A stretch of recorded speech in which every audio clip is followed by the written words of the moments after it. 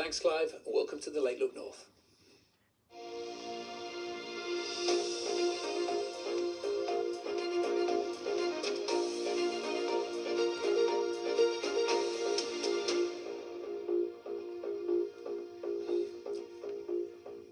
Good evening, I'm Adam Powell. 5 people have been taken to hospital this evening following a serious crash on the A1 near Stannington involving a lorry and 2 other vehicles. Well, this follows the death of 5 people over a period of just 9 days on the A1 in Northumberland. Now, Labour's North East Mayor Kim McGuinness and Northumberland County Council's Conservative leader Glenn Sanderson have called for the scrapping of the dualling scheme to be reviewed. Jonathan Swingler reports. It's a notorious section of road in our region. In Northumberland, figures show there have been 173 fatal crashes on the A1 between 1978 and this year. People who live here are fed up with plans to dual the A1 being shelved. Trudy owns the village shop in Long Framlington. There have been 5 fatalities in 9 days, and that's really recently. It should be. It's only 13 miles of road. The A1's been being dualled since as long as I can remember, and I'm 55 this year. Work never got underway under the previous government, and the current Labour government scrapped the scheme on financial grounds. After the latest fatalities, the North East Mayor, Kim McGuinness, is calling for urgent action. Only this week I wrote to the Transport Secretary to say 5 people have died. It's not okay. It is not okay. And of course, we all think about it when we sit in the traffic. We all think about it when some of us when we're heading home, or when you want to head to the coast, or when you're driving to Scotland.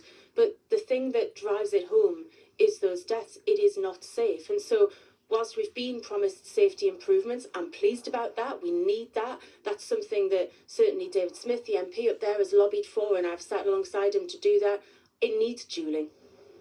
Northumberland County Council's Conservative leader says he's keen to work with the North East Mayor to call on the Transport Secretary to look at the dualling scheme again. We must never give up this fight, and I think because this is a non-party political campaign, that we will be listened to this time, and I hope very much that will happen for the sake of everyone who's involved.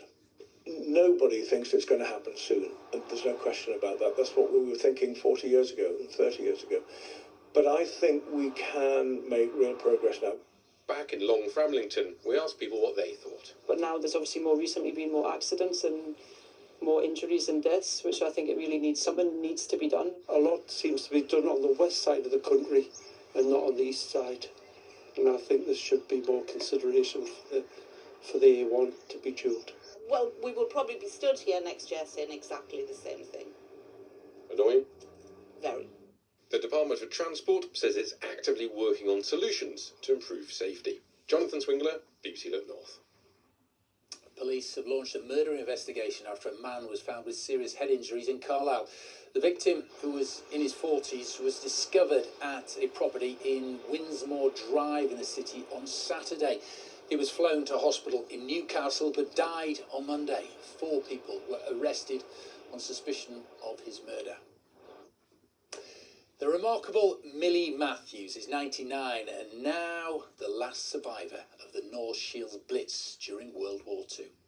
In May 1941, Millie was hiding in an air raid shelter underneath the Wilkinson's lemonade factory when a bomb exploded, killing 107 people. Molly Smith went to meet her. 8 decades since one of North Shields' darkest nights. For last survivor, Millie Matthews, who was 13 at the time, she remembers the Blitz all too well.